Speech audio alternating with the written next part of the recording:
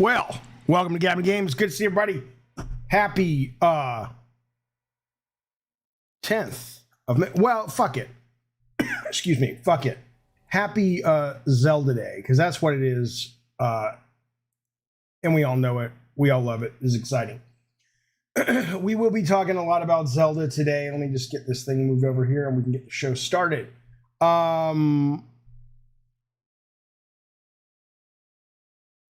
Welcome. Sorry, fellas.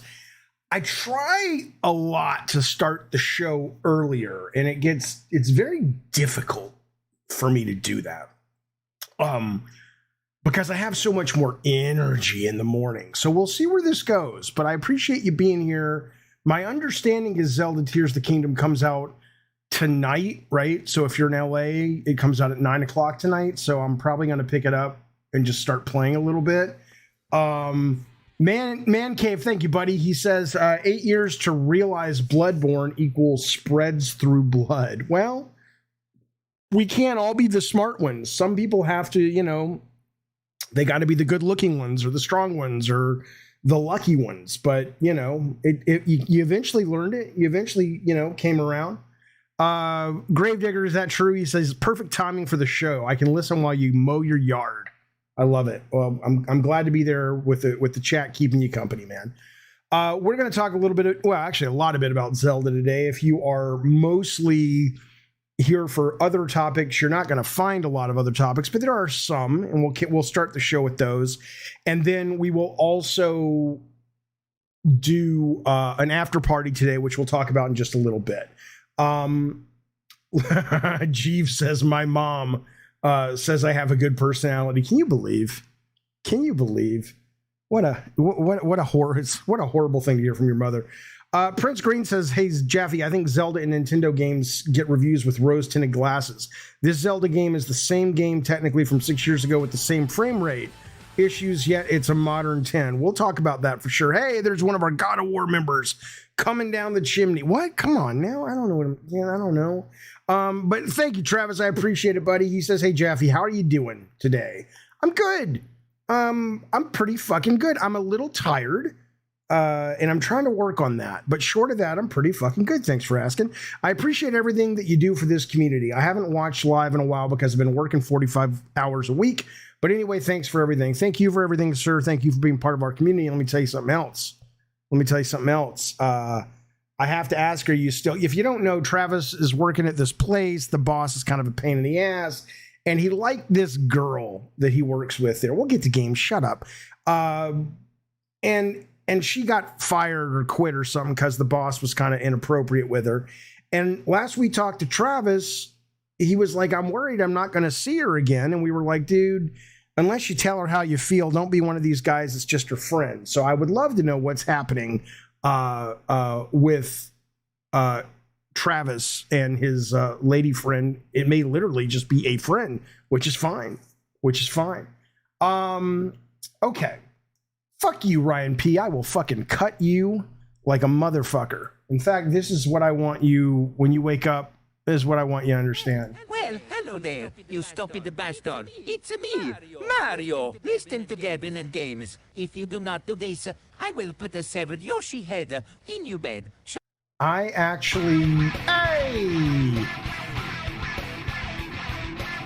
I reached out to Charles Martinet, is his name. He was on Cameo, and I said, will you do that for me? And he says, baby, if you pay me, I'll do whatever. No, this was just AI. Come on now. Can you imagine? They would never hire that guy again. Referable Snail says, was that Chris Pratt? Yeah, exactly. Okay, I want to let you know a couple of things. I will be putting out soon a newsletter. I know, but there's a few reasons I'm doing it, not the least of which is so I don't load the top of the show with all this member information, which I'm about to give you.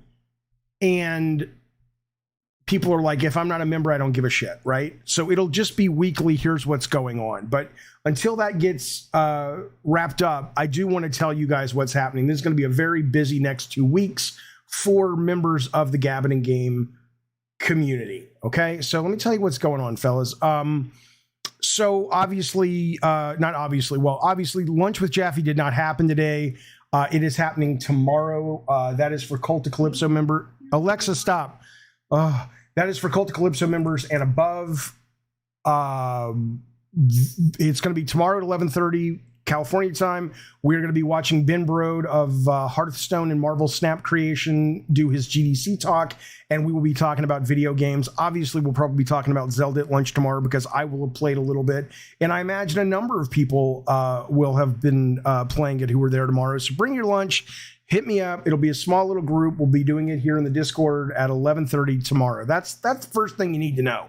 The next thing you need to know is this is fucking fun. This is the Fall Guys Season 4 update. Just came out yesterday. And what it does, I'll show you this while we're talking. I'll turn down my audio. There's a wonderfully easy, wonderfully fun creation mode. And you can build your own levels. So we are offering up a $69.99 PlayStation gift card or Nintendo gift card or whatever place you play, Xbox, what have you. And I think it's going to be 3 weeks is the day we're going to do it, but stay tuned and I'll let you know. But this is a free to play game. Everybody can get it for free pretty much on any system. And we're going to have a deadline. I'll give it to you in a couple days of when you have to have your level in. We're not going to tell people whose level it is. And the winner will get the gift card. So we're all going to play it, or whoever wants to play it. And then we will vote. And the person whose level gets the most votes gets a $70 game. So hopefully, if you're into such nonsense, swing on by. It's only for members of all levels. And consider membership because this is going to be a lot of fun. Seriously, I played this yesterday. It is so incredibly intuitive and fun to build this create mode. It's really good stuff. Okay, so that's another thing I want to let you know. I also want to let you know, today's a very casual show. Have you noticed that? Gears of War Game Club is starting next week, right? Anybody who you want can make the level. Yes, Mr. Rob says, "Can my kid make the level?" I don't fucking care. You can enter it, and we're off to the races. You can hire Cliff Blazinski to make the fucking level if you want. I don't give a shit. But the point is, Cliff will be here. I talked to him today. We're not sure if he's going to be here this weekend or this weekend, but what I know is the first Gabbin and Games Game Club, which will not include Cliff, is going to be happening the 19th of this month or the 20th. I have to reach out to the Cult of Calypso and hire members, the people who want to be involved with it, and see which day works for them. And then the next one we have will be the one with Clifford, whether it's this weekend or not. So again, if you want to kind of dive deep into video game, some design, but also narrative and mechanics and metaphor, and kind of like you would do in a real life book club, that will be happening. The very first one will be happening in a couple of weeks. So actually next week. Next week. So stay tuned. Ricardo, that is your calendar. Yeah, Ricardo is how awake are you? What time is it where you're at? How does the create mode go into ranked play? I have no idea. We probably would not be doing ranked mode because it'll, just whatever. Also, last thing, and then we'll move on, I promise. eSports training for all ages and skill levels. I have this booked finally. So next Tuesday, there will be a live stream of my first session with my eSports coach. And then the remainder of my sessions will be he and I, and I'll put that into a video. Here's what I'm looking for. I need members that coming weekend, the 13th and 14th, who want to play me in Call of Duty in a private match. Because I want the best fucking Call of Duty players that I can get.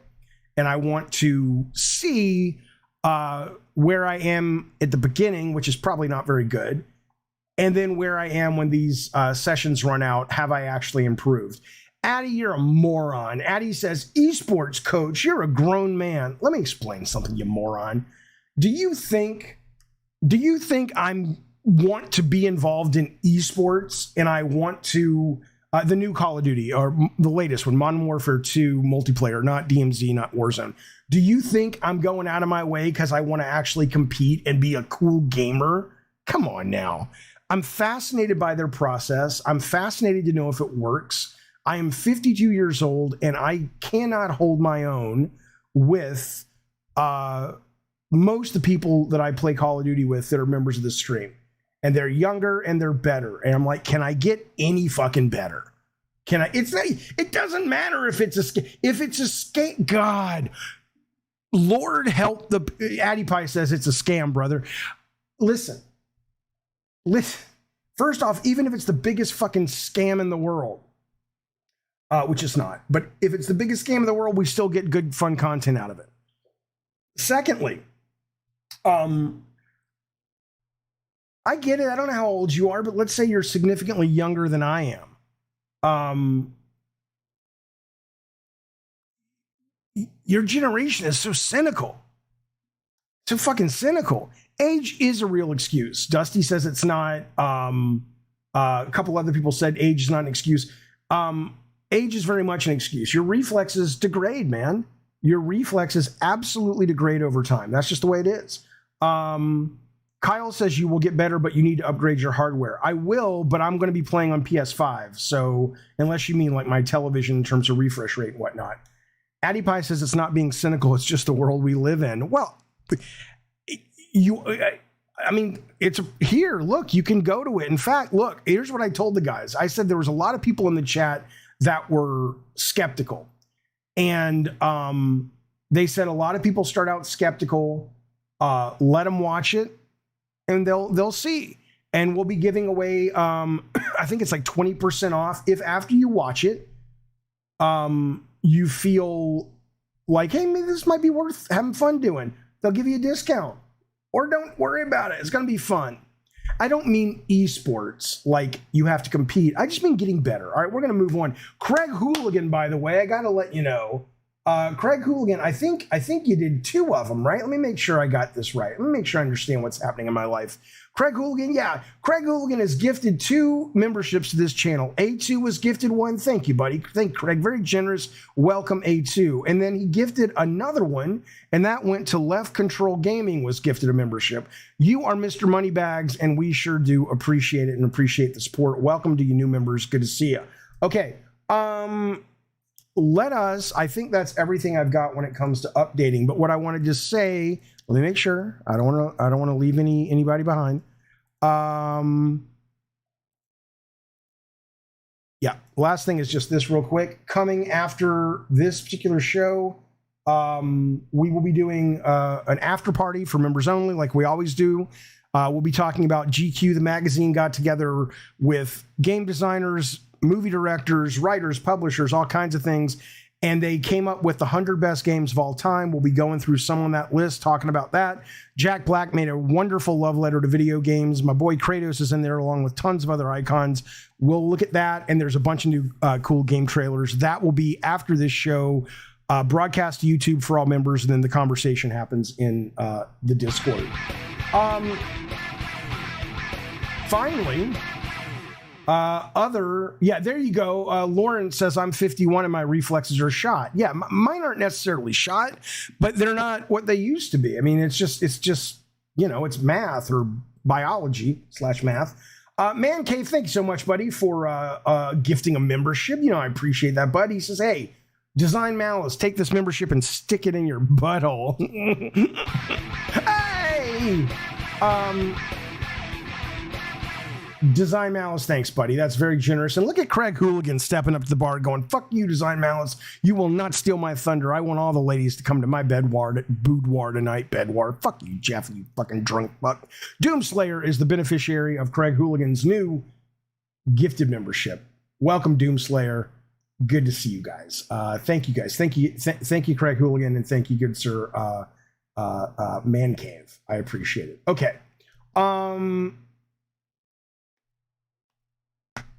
Yeah, Left Control Gamer says I'm 52 and I've slowed down in shooters. Of course.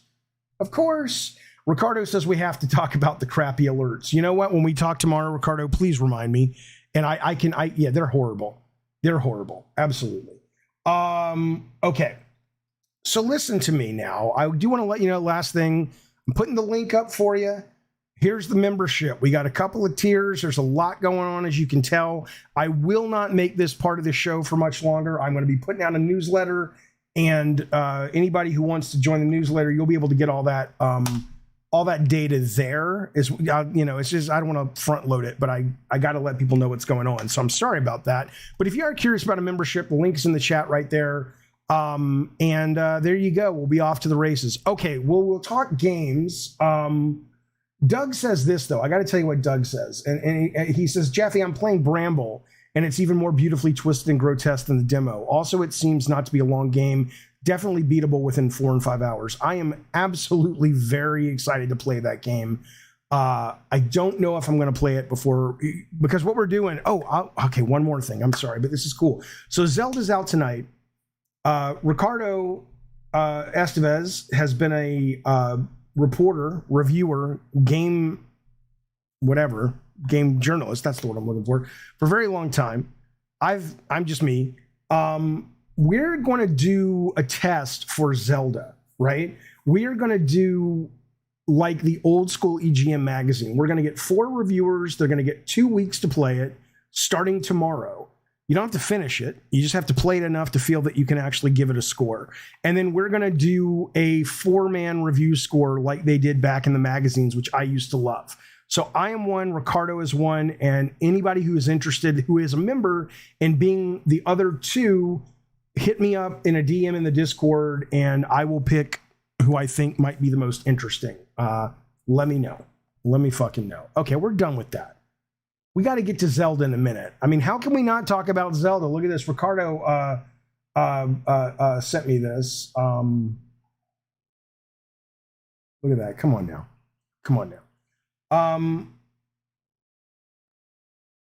I don't agree with you, Twisted Sith. No one can truly review a game without finishing. Not true. Zelda, Tears of the Kingdom, player constructs colossal robot with flamethrower appendage. So, you can make a lot of stuff in this game, including flamethrowers, including a penis with testicles that spouts flames. If that's not Game of the Year material, I don't know what is. So I just want to let you know we're about to get into those rough waters of Zelda Tears of the Kingdom, but I couldn't resist kicking it off and jumping in the queue a little bit and saying, hey, you can piss fire in this fucking game. How's that?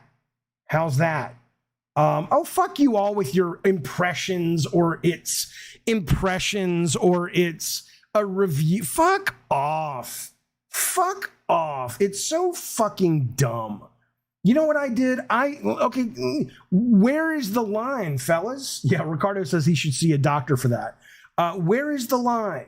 I finished Resident Evil 4 Remake. I got to the end. I killed the final boss, saved the girl, yada, yada, yada. I didn't finish it like Spazbo finished it. Spazbo either got or is inches from getting the platinum.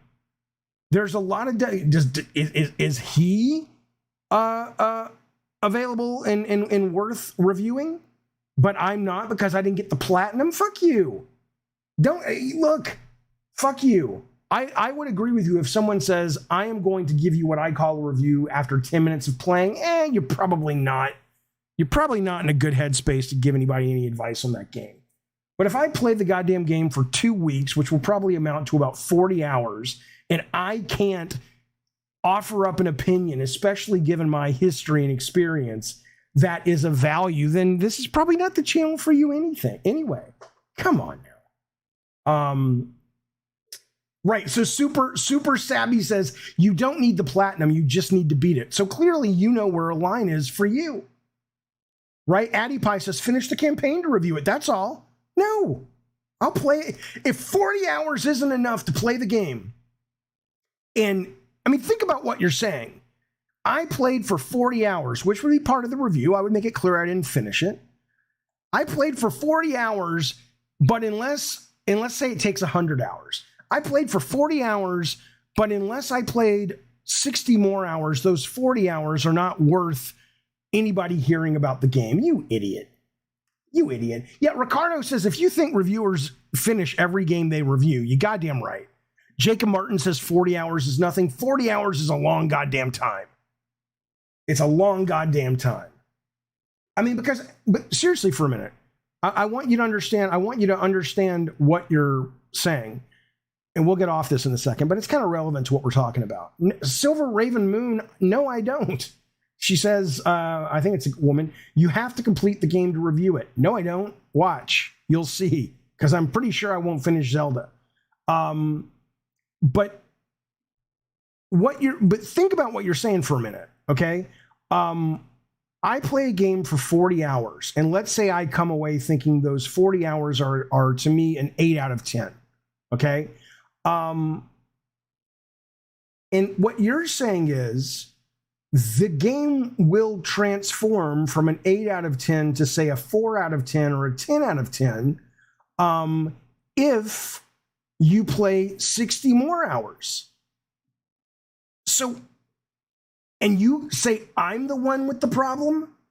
How about the fact that a game 40 hours in isn't revealing what it is in its entirety other than just sort of, story points? Come on now.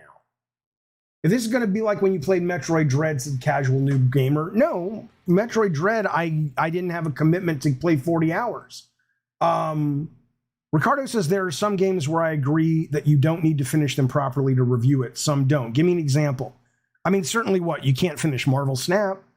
Despoта says, I agree with Jaffe on this. Games that are 10 hours, maybe you should beat it to give it more informed review. But with Zelda, which is a sandbox game, 40 hours is more than enough. The review won't change. And if it does, that's a problem. That's a problem with the game. But by the way, Mr. Lawrence says, I didn't have to finish Breath of the Wild now to know I was bored after 2 Divine Beasts. But that's a good night, Craig. Thank you for your generosity, buddy. I appreciate it. That is a good review to me, right? I mean, I would want a little more, you're not giving a review, but I would want a little bit more details. But a guy who played a game long enough to beat 2 of the 4 bosses, and then he stopped, you goddamn right he can review that fucking game. Because in reviewing that game, he's offering up like, wow, what about it made you quit? What a wonderful review. Especially when we're about to look at some of these Nintendo reviews that are just all over the place in terms of hyperbole. Mike Duncan says, scrap the scores, read the review. Yeah, well, the problem is, I don't know if you notice this. I'll get to these super chats in a second, fellas. I sure do appreciate that generosity. Eurogamer and Zelda Tears of the Kingdom is the first game they've done it with. They were on the same bandwagon as you, Michael. They said, like Polygon, like Verge, like, a handful of Kotaku, they're getting rid of their scores. I don't know if Kotaku ever had them, but they're getting rid of their scores, or they're not going to use scores. We want people to read the article. And it's like, there are some people that will read your article. And yes, if you have a good writer who can express games and gameplay well, sometimes it's nice to read their articles. But Eurogamer finally conceded. I think the way Ricardo put it, which I thought was very smart, he said, they want to be part of the conversation. And I says to him, well, what do you mean? And it's hard to hear him because I think he's living now on a kibbutz in Israel. And there's a bit of a delay. But he says, well, if people say Eurogamer gave Zelda a 5 out of 5, because there's like a 5-star rating, a 5 out of 5, or they gave Zelda a 2 out of 5, suddenly, and they brought the Metacritic up or down or whatever, you're in the conversation. And I think that's a great point. As much as a lot of these people want people to read their fucking, manifesto, no, I don't want to read it. Maybe if I love the game, like here, if you wrote me, a great writer wrote a piece on Marvel Snap and why it means something to them, or Gene Park when he was diagnosed with cancer, and thank God he's totally illness clean at this point. But when he was diagnosed, he wrote this wonderful piece in the Washington Post about how he was really losing himself in Cyberpunk, the game and the anime. And I think there were a couple other things. He ordered some tchotchkes or marketing shit off Amazon. That's interesting once you know what the game is. But I don't want to fucking read hours of your bullshit. Just tell me if it's good or bad. Tell me if it's fucking good or bad. But it is interesting. Eurogamer finally conceded it, and we'll talk about that. Well, we'll talk about Eurogamer's score in just a little bit. Ricardo says the way the industry and the fans work demand scores. It's just that simple, right? Silver Joystick says Cyberpunk is not a good game. I don't think you're right. I think it's a really good game. The percentage of people, says Tones McGee, that would actually read a review has to be extremely low these days. 0.5% or 5%, 1%. I assume you're right. Okay. Let me get some super chats, and then we're going to talk about Mortal Kombat a little bit. Brett Williams, thank you, buddy. He says, I think it depends on what you're reviewing. A review of a story would require completion. I would agree. But the overall experience, you don't have to finish. Right. I mean, again, it's not like there's a union and there are rules. If there is somebody that, if there is somebody who feels that a review that is an unfinished review is not worthy, then they don't have to read it. But it's not like there is a right or wrong. But I would happen to agree with that agenda or that logic, Brett Williams, unless, of course, the story was so abysmally boring as fuck that no thank you. Navi drops a huge super chat. Thanks, buddy. That's very generous of you. He says, hey, Jaffe, I agree with you. Because games are made of gameplay loops. You can, exactly, man. You can understand what a game intends to do once you find the loops. Perhaps the story isn't sticky enough to get a person 100 hours of gameplay, but opinion can be formed sooner. Exactly. It's articulated better than I fucking articulated it, Navi. Sorry. That's exactly correct. Now, again, are there games that switch it up for variety? Sure. And will you miss out on those? Sure. But think about that. It's like if you've played a game for 40 hours and the game only gets really good, not just kind of good, when they add the secret sauce to the gameplay loop at hour 60, what an idiot. That's like saying go watch this fucking 100-hour miniseries. It's awful or it's just okay, but the last 20 hours are awesome. Fuck you. I have things to do with my fucking life. Navi, thank you for that super chat, buddy. I really appreciate it. We got Casual Noob Gamer. Oh, well, he says, is this going to be like when you played Metroid Dread? No, because I'm going to play it for a while. Also, to this day, and there's nothing I'll ever be able to do to these people with the Metroid Dread stuff, because to this day, when I try to explain it, they don't really want to listen. My Metroid Dread complaint is still very valid. And people are now like, Jaffe thinks it's too hard. Jaffe thinks the whole game is crap. It's like, that's not what I said. I'm not going to get into it right now, but I can't get through to them.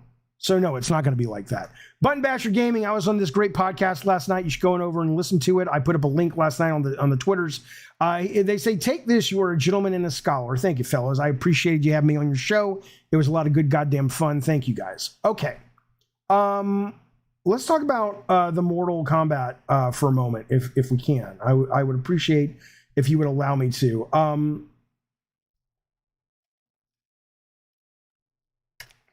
Jacob Martin, go fuck yourself. How about that? Jacob Martin says, how about you finish a game? They'll stop saying that. Listen, bitch, I just finished Resident Evil 4. I finished in the last 6 months alone, man. I finished RE4. I finished House of Ashes from the Man of Medan people, whatever they were called, the Dark Pictures anthology. I finished Hi-Fi Rush. I finished like 6 games, so fuck you, motherfucker. How about that? How about you go take a rusty pipe and stick it up your butthole? You're not going to get that kind of talk kind of funny, are you? Listen, let's talk about Mortal Kombat. And if you want to talk to me live, you can put yourself in the Discord call-in waiting room, and we're on the way to go. We'll talk to you.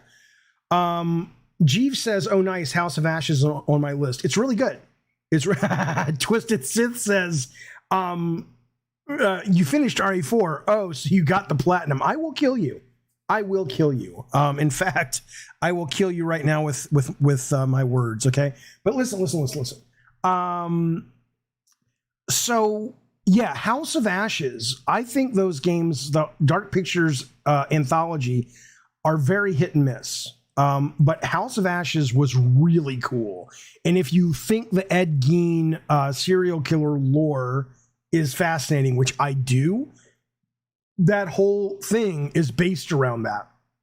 And you're staying at this hotel that's under construction that is being built as a tourist hotel to basically be a one-to-one replica of the Ed Gein murder hotel that he built in Chicago. It is very, very cool. It's very, very cool. The characters at the beginning are kind of annoying, but it picks up, and I absolutely recommend it for sure. Okay, Mortal Kombat. Mortal Kombat is there's people. I sound like Trump. No, God, please. There's people. Oh, Devil in Me is the wait. Which is the one I played? Which is the Ed Gein one? Devil in Me. So then, which is House of Ashes is the military one. I haven't played that yet. I want to play that. I want to play that one too. Mortal Kombat is interesting. So I've heard from a couple people that they're again, it means nothing. They're predicting. Who knows? But they were saying that, well, Warner Brothers and Sony have a pretty tight relationship. They premiered Suicide Squad or they didn't premiere it, but they showed it on a showcase. They did the same thing with Gotham Knights. It stands to reason that you'll see Mortal Kombat presented at the Sony showcase. Is that true? I don't know. It makes a lot of sense. But regardless, there's a Mortal Kombat coming. This is what Ed Boon just put out. Ed Boon put out yesterday. Here's the video. Oh, Hogwarts as well, right? Hey, what's going on?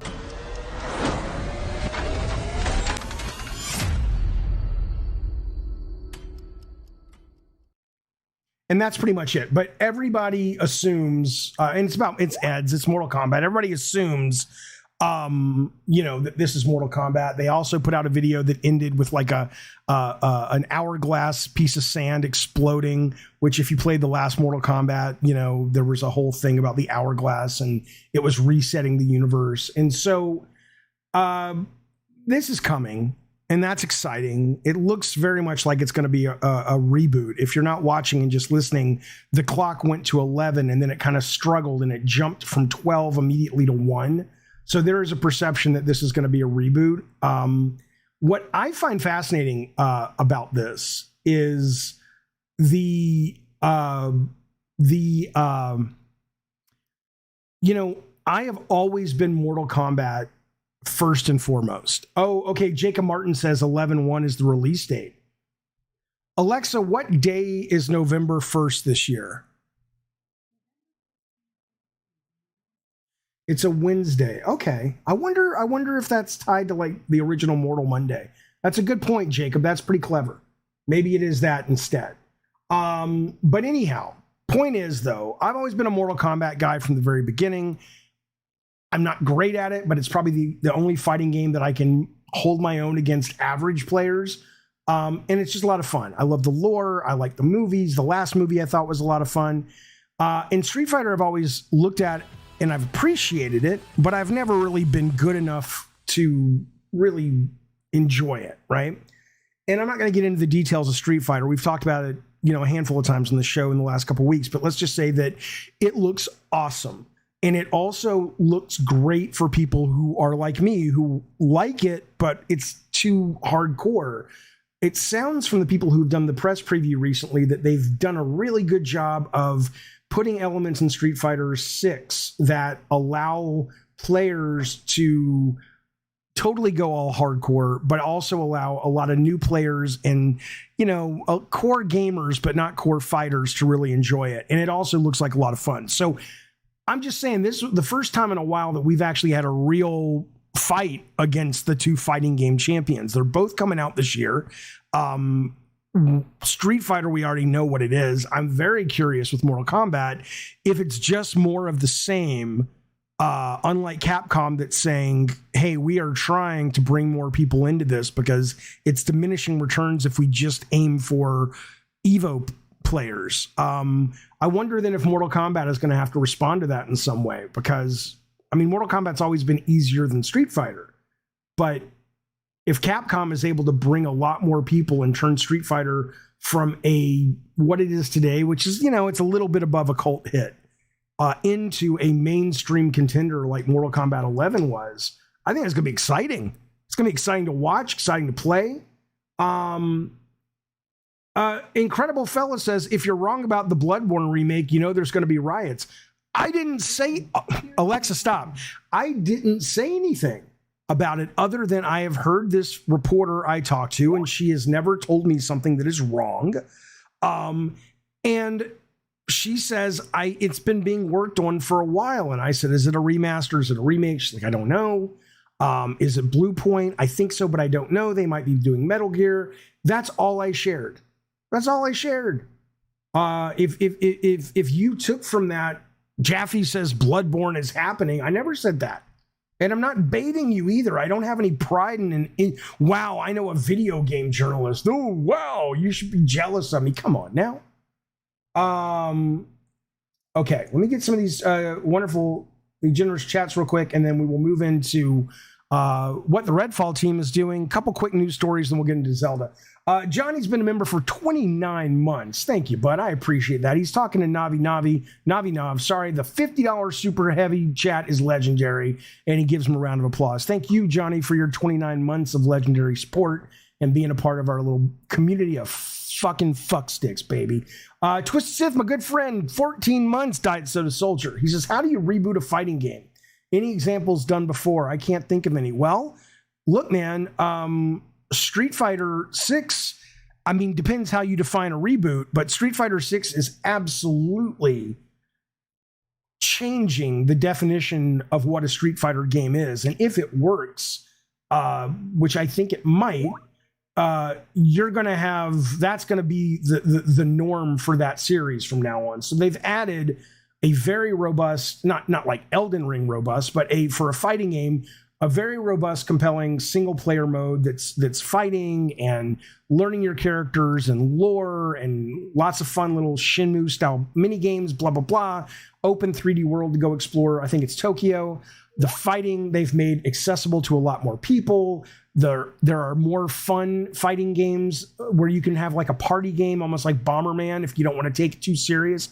That feels like a real reboot to me. As for Mortal Kombat, what I would say with Mortal Kombat, at least thematically, I can't speak to the fighting because I'm a casual fighter of Mortal Kombat, but I love it.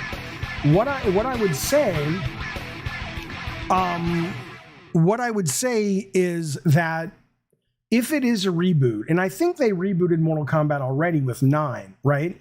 But Mortal Kombat, somewhere along the way, and I love Mortal Kombat 11, but somewhere along the way with their main characters, and not obviously Scorpion and whatnot and Raiden, but they almost went through like if you remember when Bryan Singer directed the first X-Men, and it was the X-Men, but it was almost like they didn't want to put them in the goofy costumes.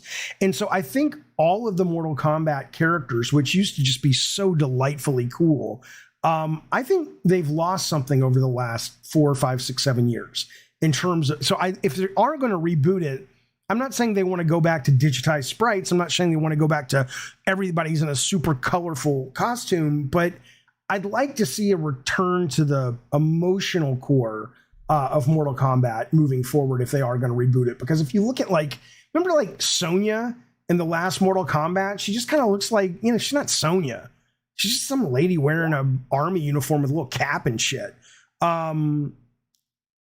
Ed Boon, though, apparently is trolling fans, but Ed does that. Ed knows what's going on. He knows what's going on. And we know Ed's one of those guys, I think, that he'll troll you to have a little fun, but he's not going to troll you. I'm just kidding. We're not making Mortal Kombat. We know they're making Mortal Kombat, but, okay. Twisted Sith, 14 months. Thank you, buddy. I already did that one. I'm a fucking moron. Let's keep moving. I appreciate it, you guys. I had somebody, Card Racer. Where did that go? Where did Card Racer go? There it is. Card Racer has upgraded his membership to the Cult Calypso. Thank you, buddy. You know what that means, don't you? That means you get to come listen to Cliff Bleszinski wax poetic about Gears of War. That means you can have lunch with us tomorrow, and we can talk about Marvel Snap in our first couple hours playing The Legend of the Zelda.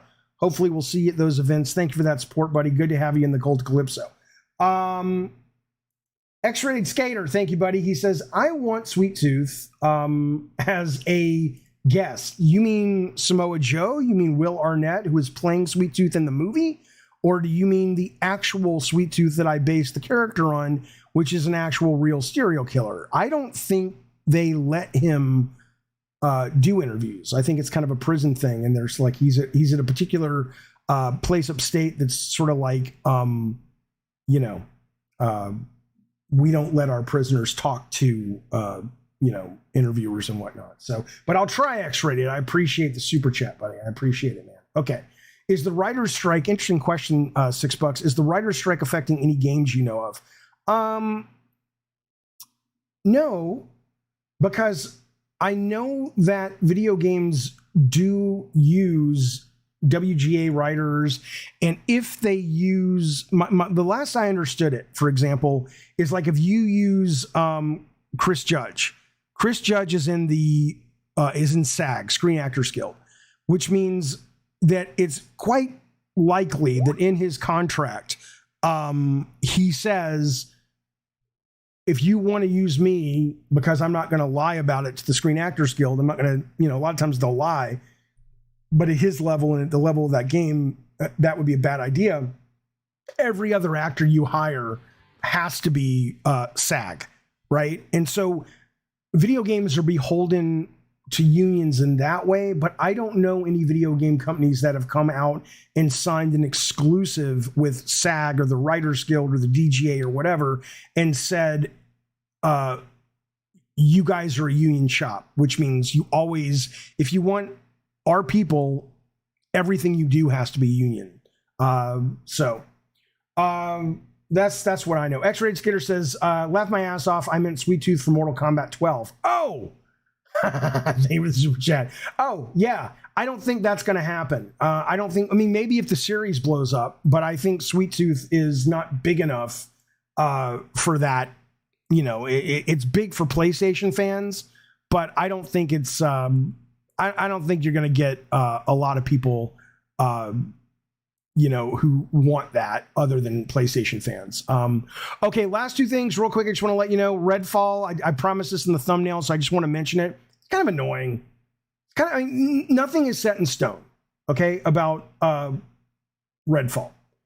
But it is weird to me that the Redfall guys, this is coming from Game Rant, Arcane Studios, who made Redfall, at least Arcane in Texas, is thinking ahead and focusing on the next AAA game, which may add to the controversy surrounding Redfall's disappointing launch. It goes on to say that you have people like the Redfall developers who I believe issued a statement, I think they did, about, hey, we're going to work on the frame rate and all that. I know EA did, I think Redfall, but regardless, Phil Spencer did. They know the project failed fans, and Phil Spencer expressed disappointment and apologized for it. Some games, Rainbow Six Siege, No Man's Sky, there's a number of games that stick around and eventually become great. But according to this reporting, not even a week after Redfall's release, Arcane Studio posted a new job listing online. It seems like it's looking for game devs to help on its next project.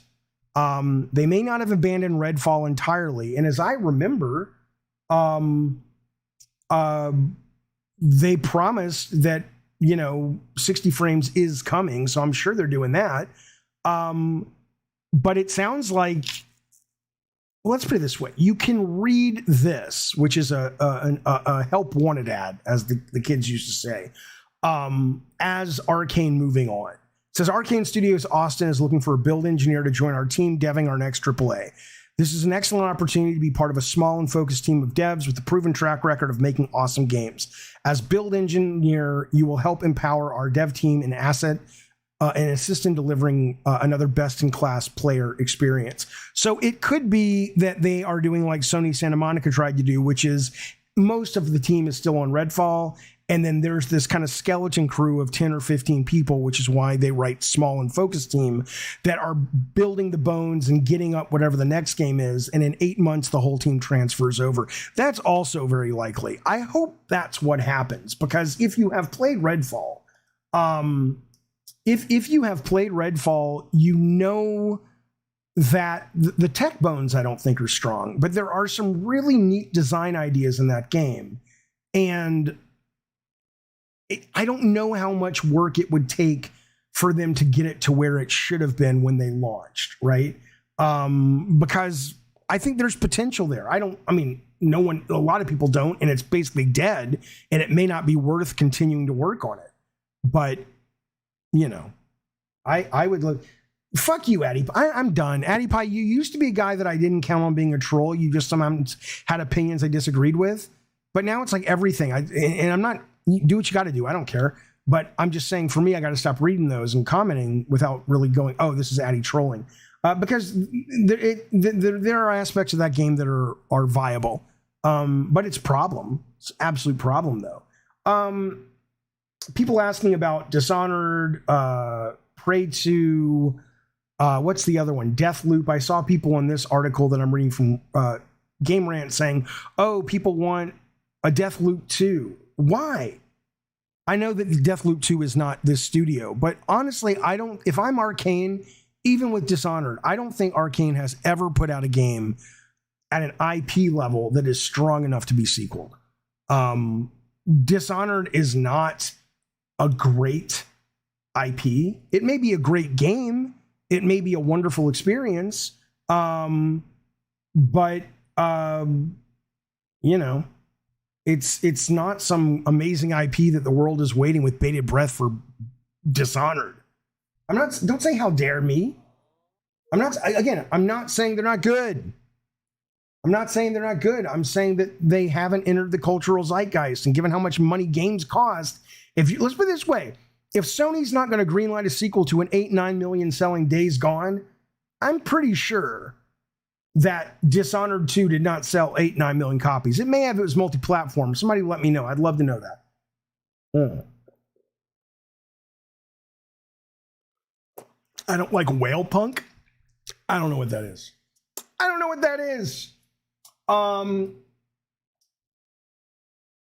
Okay, let's move on though. Let's get to skip that for today. Skip that. We'll come back to these later. We gotta get to Zelda. Let's get to Zelda, fellas and filettis.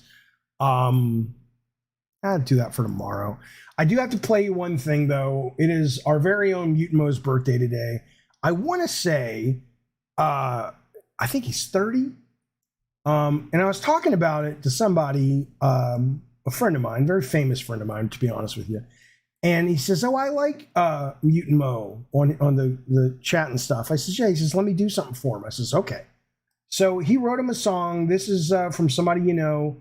And after I play the happy birthday song, everybody tell Mutantmo happy birthday, by the way. Drop him a little emoticon. I would appreciate it. This is from a very famous person who also wanted to throw some love. Here we go. Hard to understand, but he's a genius. What do you want?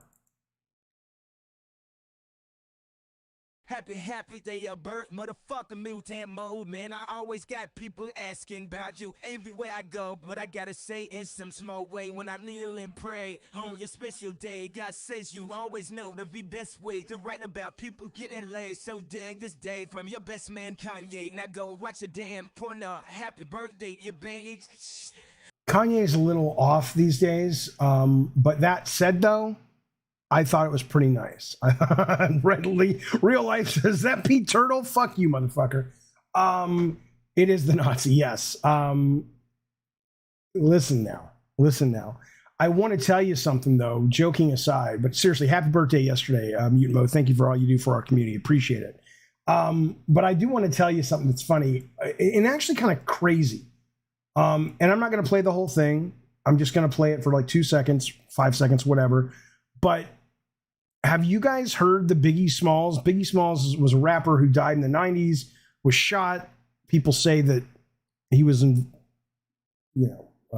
responsible for the first shooting and the second shooting, which killed him, of Tupac Shakur. But he was a great rapper, but he's dead. And this is AI. This is AI of Biggie Smalls singing a Nas song called New York State of Mind. Okay? I need you to listen to this because this is batshit. Listen to this just for.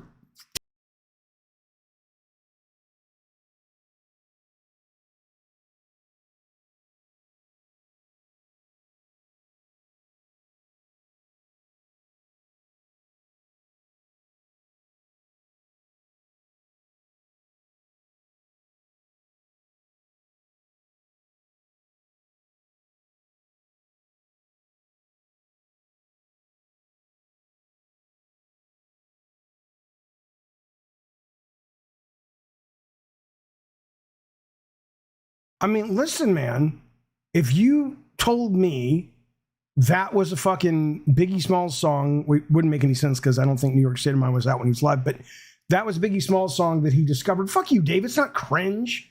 What's cringe about it? What's cringe about it? It is insane. It is insane. And look, I like top 40 rap. So I'm not like trying to like look at my bona fides. I'm into Biggie Smalls. No, I know one song that he did, right? But if they were to say, hey, Michael Jackson, here's a new Michael Jackson song. Here's a new, Prince, that's going to be hard because his music is, But Michael Jackson or Whitney Houston, I mean, come on. Come the fuck on.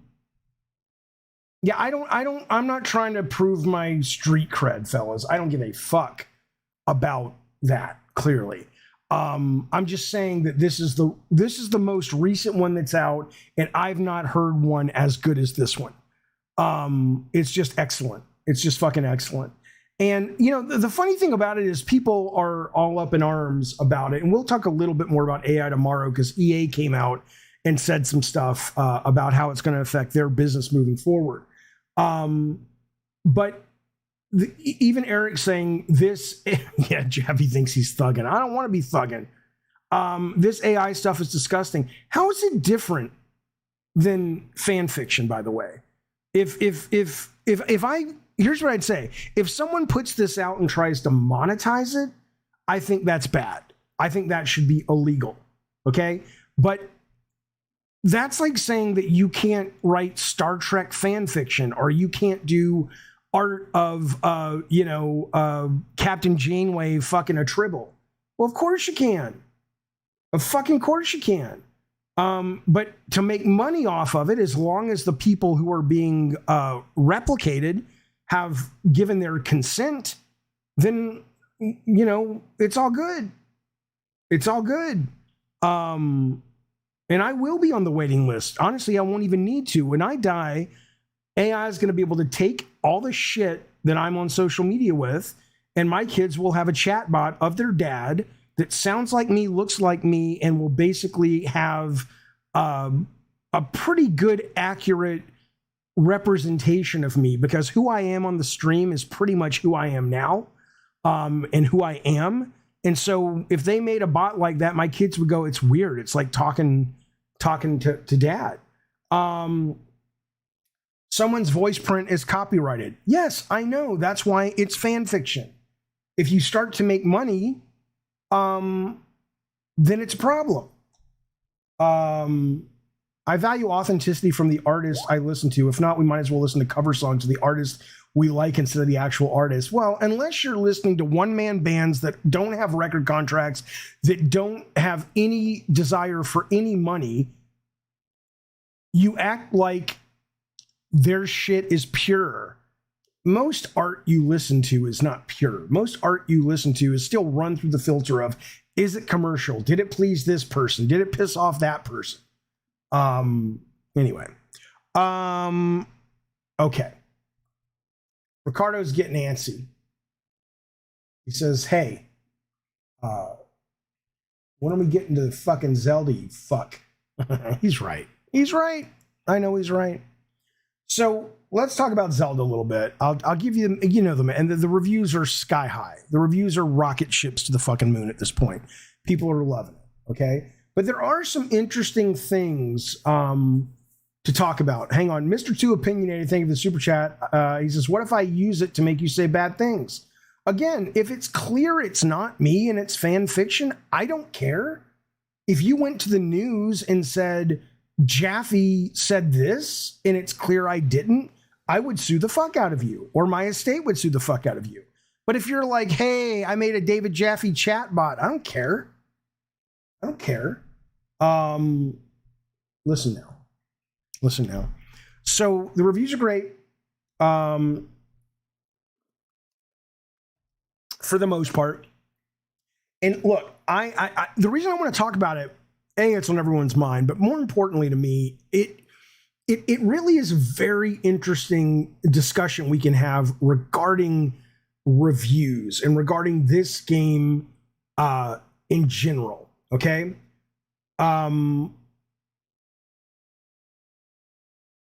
Breath of the Wild, if you loved it, and a lot of people did, you're going to go ape shit for this for the most part, right? I didn't like Breath of the Wild that much, but when I'll put up a little bit of this while we're talking. When I saw this is a GameSpot video of like a bunch of things that you can do in the game that's just fucking cool, right? So like here he is. Like when I saw the video of them using the fuse tech or the fuse mechanic to make shit, and all the people who are playing it are saying it's so cool because it's not just the obvious, like make a car. It's like you get all this material all over the world. You can make weapons, you can make vehicles. Now, if you've played games on PC before, you know, there are games that they're not embedded as well in a story or an adventure like this. So I'm more interested in this. But, you know, there are games that let you kind of solve it any way you want based on the pieces around. So I've had that experience. I know that experience is awesome. I mean, look at this. This is fucking bad shit. It's fucking bad shit. Right? So I was excited, even though I did not care that much for Breath of the Wild. And I'm still excited for it. But the more of the reviews that I read, and I'll get to the Metacritics and all that in a second. The more of the reviews that I read, though, a lot of people say the first blush with this game is amazing. The fact that you are able to kind of just have the level of freedom to create shit is just delightfully cool, right? And so I'm all over it. I'm all over it. But what they're also saying is after that kind of wears off, it's still pretty much Breath of the Wild DLC. It's pretty much the game you've played. It's bigger. It has some amazing mechanics you've not seen before that are awesome. But after all that kind of fades, you're kind of left with Breath of the Wild. Regarding the dungeons, it's probably too much to type out, says SB, but the return of real dungeons and the underground look like huge improvements. My understanding is the dungeons, there are still shrines and there are dungeons, but they're really kind of small. And my understanding is you can solve them by, like, it's not like the old school Zeldas where you've got to figure out all the puzzles. My understanding is the dungeons in this one are like, okay, collect these 20 things and you've beat the dungeons. So there are things called dungeons, I think, but I don't think they're kind of like the classic dungeons from Zelda that we're used to, but whatever. Doomslayer, you don't. I'm not complaining. No, it didn't, Blackjack. And I'm not, let me get one of these at a time. Doomslayer says, how do you make a sequel which is not DLC then? You don't, and you don't need to. But what I'm saying is that if you love Breath of the Wild, you're going to love it. And if you didn't love Breath of the Wild, you'll probably feel the same, is what I understand. I'm not complaining about it because I think the new mechanics are so cool that I'm willing to even play them in a game that I didn't really love to begin with. So if you love Breath of the Wild, though, what I hear is you're going to love it, but it's going to feel pretty much like Breath of the Wild. Which, you know, kind of like what I said about God of War Ragnarok. It was game of the generation for a lot of people. How can that be a negative? It's not negative. It's more of what you love. But anyway, so I am still excited. I will be buying this tonight. I'm very excited to play it, but I do want to talk about the reviews a little bit.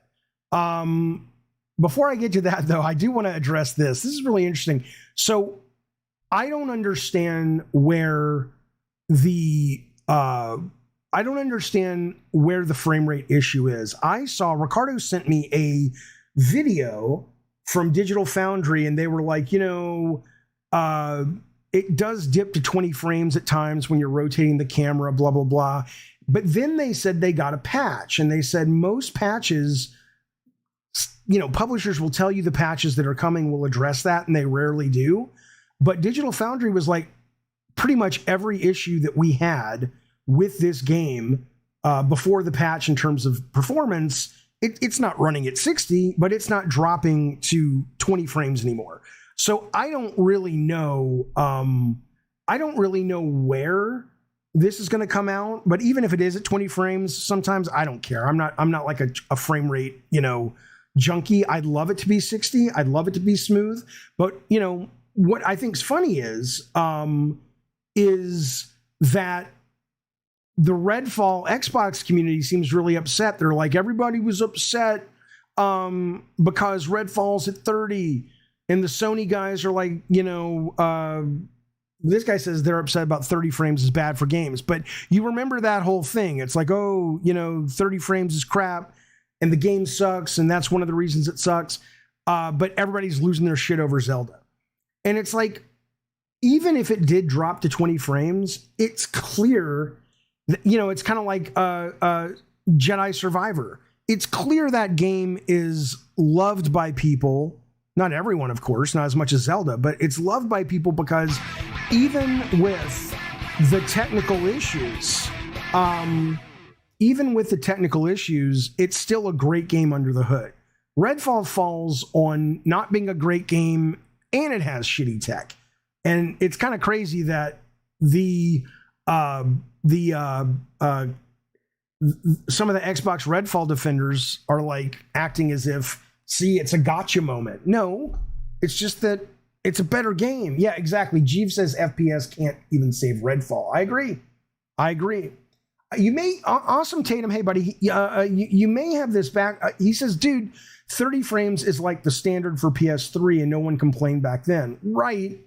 But it's about where your expectations are. If I put out a game tomorrow that looked like Siphon Filter 2, you would complain, right? And I charge you $70 for it because the train has left the station. It's been moved on. Okay, let me get some super chats and we'll go to the Metacritic. Awesome Tatum, thank you, buddy. It's become a member. I appreciate that, buddy. Thank you so much for being a member of our community. Everybody give him a picture of the best looking woman in the goddamn world. I would appreciate it. X-Rated Skater, thank you, buddy. Says out of 1 out of 10, how hyped are you for Silent Hill 2? I'm more curious. I'm more curious about their upcoming, like in a couple of weeks, Layers of Fear collection. If that ends up being improved, like the Layers of Fear 2, and that's the same developer as Silent Hill, then I might start to get a little bit more hyped. But I've been really let down by Bloober Team for a long time now with their horror games. So I'm not holding my breath. Frankly, some of the things Konami announced of their more unique experimental Silent Hill stuff, I'm a little bit more jazzed about. Last super chat, then we'll get to Metacritic. Awesome Tatum super chatted. Thank you, buddy. He says, Jaffe, your take on weapon breaking. I'm okay if it's somewhat realistic, such as a metal weapon taking a bit to break. I mean, that wasn't what pushed me away from Breath of the Wild. So the fact that it's back, I hear it's better and it's more integrated into the lore, into the game. I don't like it, but I'm not one of these like, oh, I fucking hate it. It's fine, but I haven't spent a lot of time thinking about the design value of it. I'm sure if I sat down and really mapped out the core loops of Breath of the Wild, I would understand why they did that. But I don't think they should have. I think they should have found a different solution because it's annoying to have this, it's kind of like a thirst meter. I'm like, can I just fucking play? No, you gotta look out for your sword. Fuck you. I don't like it. But that's not what ruined the game for me. or made me want to walk away from the game, basically. So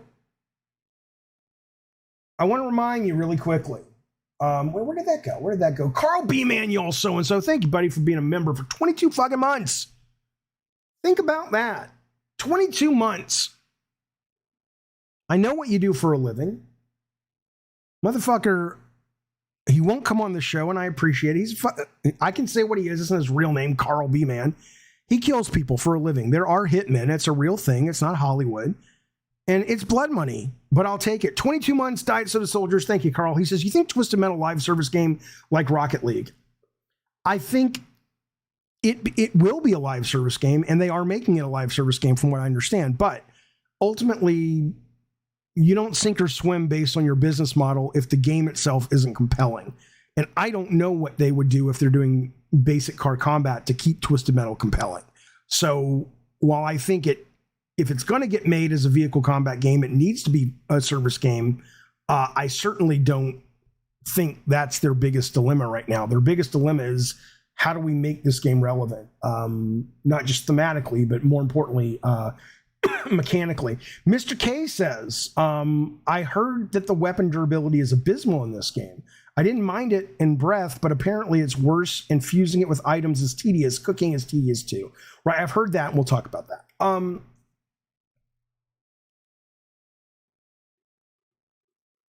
Okay, but Mikey Quinn of the Connecticut Quins, very good family, says, because the Master Sword exists, it's pretty much self-explanatory why the weapons break. That may be lore explanatory, but it's not necessarily good game design. It's the Master Sword's not real. That's kind of like the excuse when people say, you can never make a Superman game good because he's all powerful.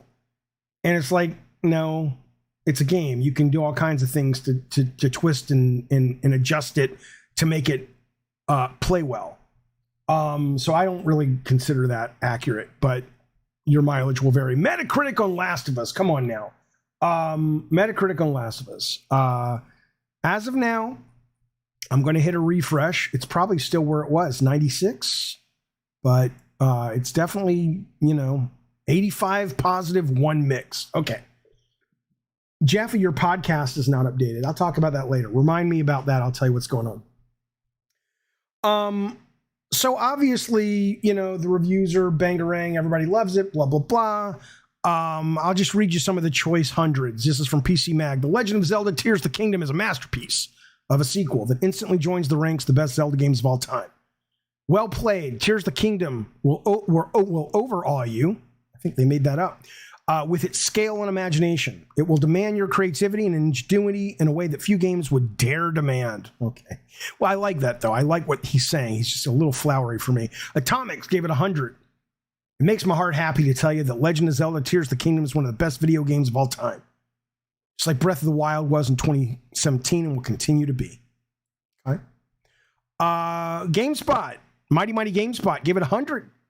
Out of 100. Zelda Tears of the Kingdom, they say, is a canvas for your own creativity, a book to write your stories in, a world to create your own legends in. It gives you back as much as you put in, and it beckons you to soar, burrow, engineer, solve, adventure, and explore. Hard to complain. Sounds great. Gaming Bible. I don't like religion, but I'm going to read it anyway. 100 out of 100. Tears of the Kingdom effortlessly dances betwixt the epic and the ridiculous, and every single moment in this vast, gorgeous playground will be completely unique to each player. I don't know how, he says. But Nintendo managed to follow a straight-up masterpiece with something bigger, better, and smarter. I genuinely feel bad for every other video game that has to be released in 2023. So, obviously, and most of these are hundreds, right? These are glowing and just coming all over the fucking thing, all right? But the ones that are interesting to me, though, are when you get a little bit lower, because this is not the criticisms that they're making, and this is why I take issue sometimes with fans. I take issue with, they have no problem embracing the hundreds, but they act like anyone who doesn't give it above a 95 is a troll, or above a 95 is somehow not being honest. And I'm like, I want to read you some of these criticisms here. Because it's not enough to make me not buy, but if what they're saying is accurate, it's pretty good critiques. 90 out of 100. WCCF Tech. The familiarity of this Hyrule and a handful of frustrating sections keep tears from feeling quite as surprising and magical as its predecessor, but make no mistake, the wait has been worth it. While it probably behooves Nintendo to carve out an entirely new legend next, Link's latest should fill most fans' heart meters nicely in the meantime. 85 for players. Fun, extensive open-world adventure with clever puzzle chambers and lots of focus on building plus crafting. If you already know Breath of the Wild, you will lose some of the fun of discovery.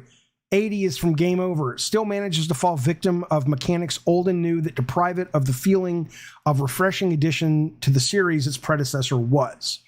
Eurogamer gives it an 80, 4 stars. A terrific Breath of the Wild follow-up with some brilliant new systems, amazing views and more dungeon-type spaces, plus a slightly deadening emphasis on gathering resources. Okay. So, and they go on, but then you kind of, if you look at, and I'll watch it with you guys if you haven't seen it, we'll watch it towards the end. IGN gave it a 10 out of 10, and I haven't watched the review yet, but I want to see what they say because there's a video and we can stop it and talk about it and things like that. But I want to read some of the ones that did stand out to me as kind of interesting. And I'll start with The Verge, okay? This is what the writer for The Verge, and The Verge doesn't do scores. This is Ash Parish. I think it's a man. He says, though there were many similarly satisfying moments after. He's talking about at the very beginning of the game, he used the fuse and he made his own thing. And when he made his own thing, it worked. And it was like, oh my God, that's amazing. He says this simple act of seeing a problem, literally building the plan and executing the solution felt so satisfying by that time. I had crossed the chasm. I broke out into a face swallowing smile. It's creepy, but I understand. He says that there were many similar satisfying moments after. I would never smile like that again. And it sounds so depressing. And that initial thrill would be slowly replaced with a gentle and familiar pleasantness. He's played over 100 hours in 2 weeks. All in all, Link's powers are leagues better than his old ones. They inspired me in a kind of fuck it, let's try anything, set my brain on fire trying to figure out how to get to interesting places on the map and solve a shrine or dungeon. It's littered with planks, beams, wheels, variety of neon green machines called Zonai devices to pair with them. The devices range, blah, blah, blah. So, I mean, he likes it.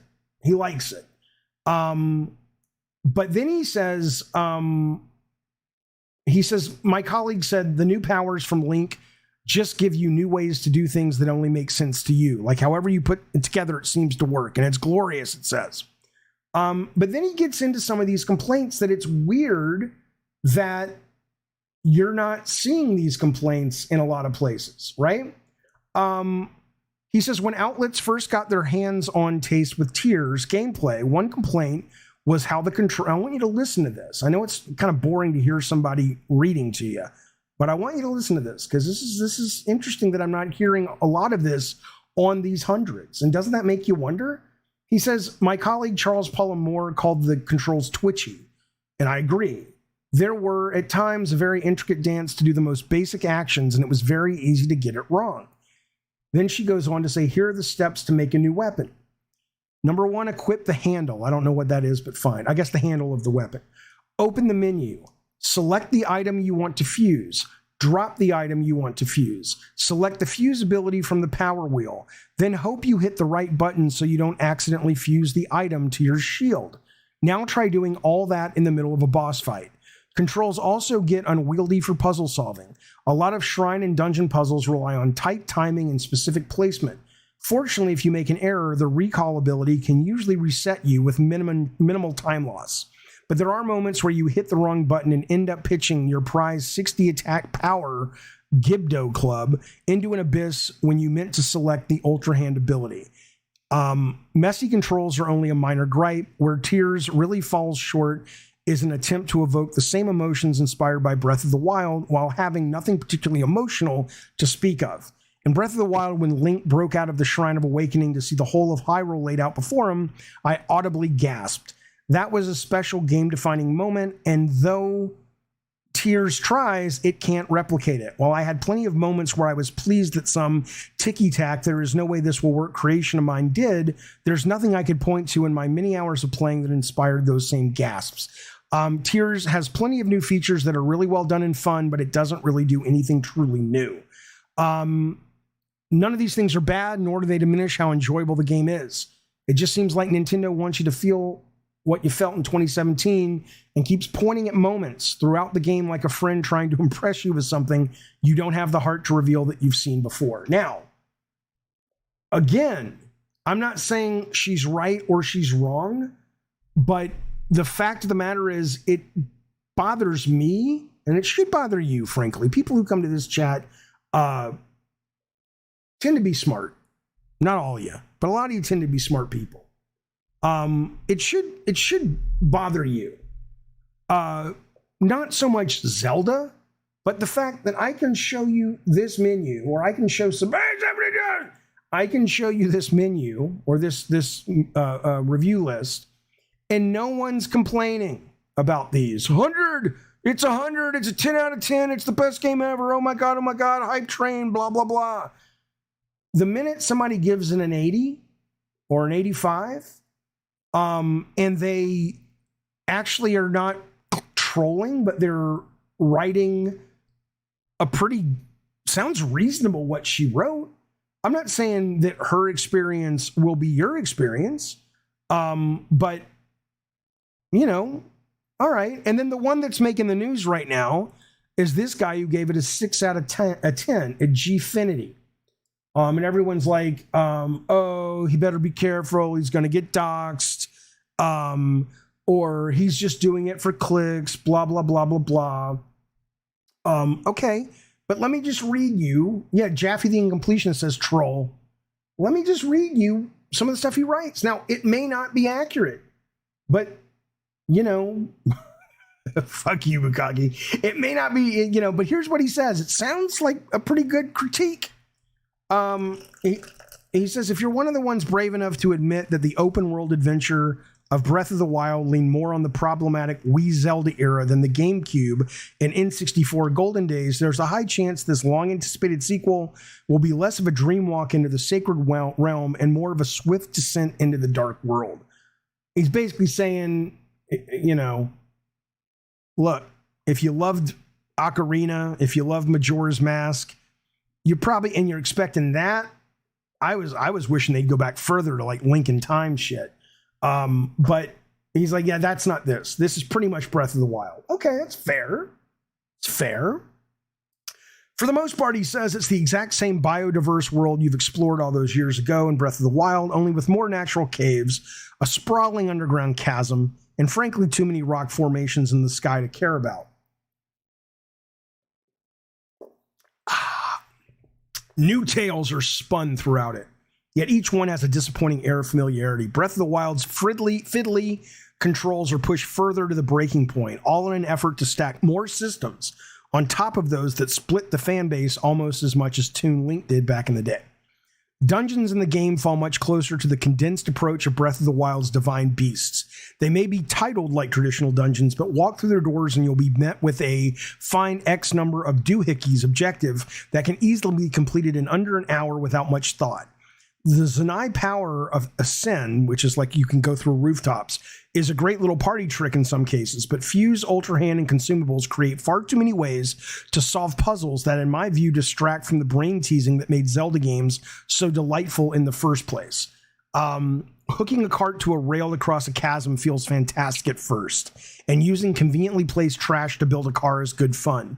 But the sandbox design that allows you to stockpile materials from a literal gotcha machine that very often makes clearing a puzzle a little easy, while the genuinely convenient ones like portable cooking pots are rarely available when you need them. Fundamental game design principles are in full force. You'll also always find a solution to your problem sneakily hidden around it. But there comes a time when the systems in place start to clash, reducing the potential wow factor in the process. He says there's just too much going on. And he says that because you can solve everything in almost any way, there's no real sense of satisfaction when you actually solve the goddamn thing. On paper, he says having a million different ways to solve an in-game dilemma sounds great. In practice, it makes the swaths of content redundant, leaving little left but a story that takes far too long to advance. A good puzzle is always fun to solve, but when the world is littered with the things that you need to solve it, it's not enough of a reason to seek them out. Blah, blah, blah. He goes on and on. My point in reading this isn't to share necessarily his complaints, but is to share that what he's saying is this isn't trolling. You may love the game. He may, and he didn't hate it. He gave it a 6. I think even for what he's saying, 6 sounds a little low. But that said, though, it's bothersome. It's bothersome to me that gamers seem to have no problem with the hundreds and think those are totally true. But when somebody offers up a well thought out reason that it's not in the 90s, he needs to be careful about being doxxed. That's my biggest takeaway from all this. Am I going to play Zelda? You goddamn right I'm going to play Zelda. It looks fucking great. I didn't like Breath of the Wild that much, and I know what I'm getting into now because the reviews have all said, if this is Breath of the Wild, more of the same with some really cool mechanics thrown on top of it. But I know what I'm getting into. But I think it's weird that gamers don't seem to push back on the good and the bad. Curie Cosmos says, Jaffe, it's just mob mentality. Yeah, but I don't like it. I don't like it.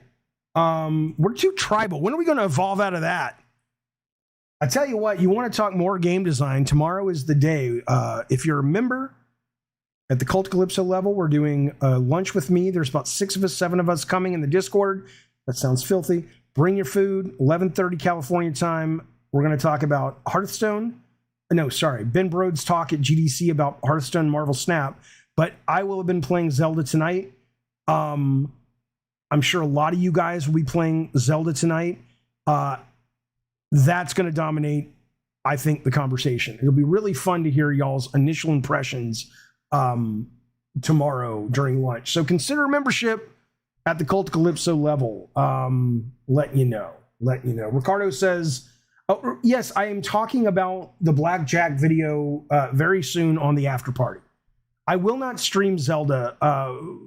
Here's the thing. I've learned my fucking lesson. Everybody hates you, and I'm glad your husband died. He probably killed himself. It's true, but listen, I have learned